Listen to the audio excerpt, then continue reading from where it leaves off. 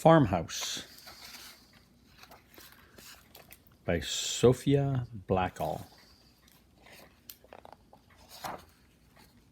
Over a hill at the end of a road, by a glittering stream that twists and turns, stands a house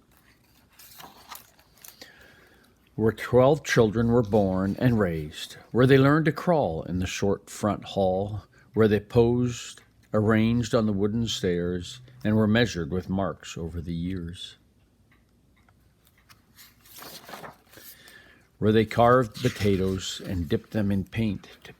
to pattern the walls with flowers and leaves, and painted the cat about which they lied, for which they were scolded, and maybe they cried, and then were enfolded in forgiving arms in the serious room where the organ was played and speeches were made. But if they weren't even sorry at all, they were sent to their rooms, where they pored over books about planets and stars, then climbed into beds where they dreamed of Mars, or they dreamed of cats, or the distant sea.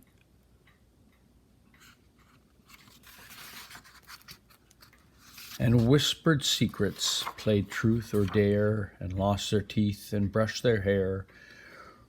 where they kept collections of tin toy cars and feathers and bones and movie stars, where they hung prize ribbons for champion cows that lived in the barn behind the house, and were milked twice a day, no matter the weather, at dawn and at dusk, one by one child or another, who shivered and grumbled as they crossed the yard, or liked being alone with a flaming cloud, depending on the season, the day, and the child.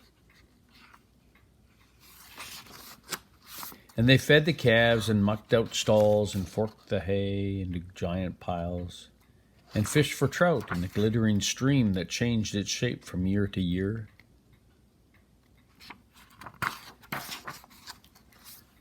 And walking home with their rods and flies, they picked gnarled apples to turn into pies, and dragged in mud from the fields outside, so they shook the rug and scrubbed the floors and listened to Mother and did their chores and set the table.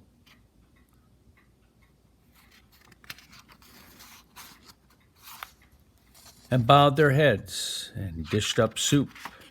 and tore up bread.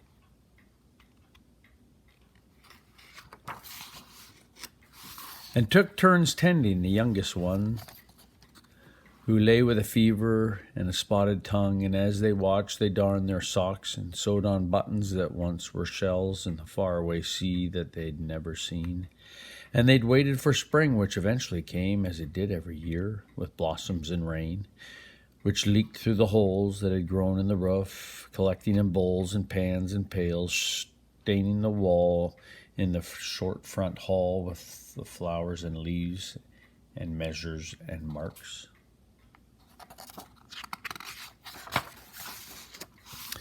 From the children who all grew up in this house, who went off to school, or to work on a farm, or to drive a truck,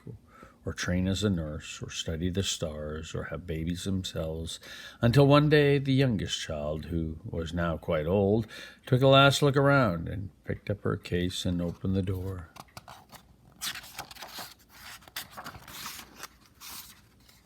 And stepped outside and into a car where her sister was waiting to drive to the sea, which they'd always wanted to see. And the house gave a sigh and slumped on the stones, which caused a slight lean in its beams and its bones, so the door swung open to let in the breeze,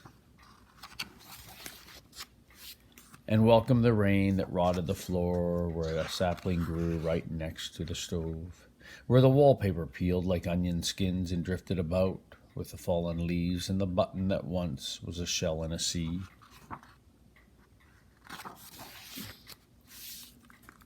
By the parlor organ that rattled with nuts, put there by a squirrel with rather a fuss, which startled the swallows that fed on the moths that fluttered and flew all over the house. There was even a bear in the basement one year who slept there all winter until the spring.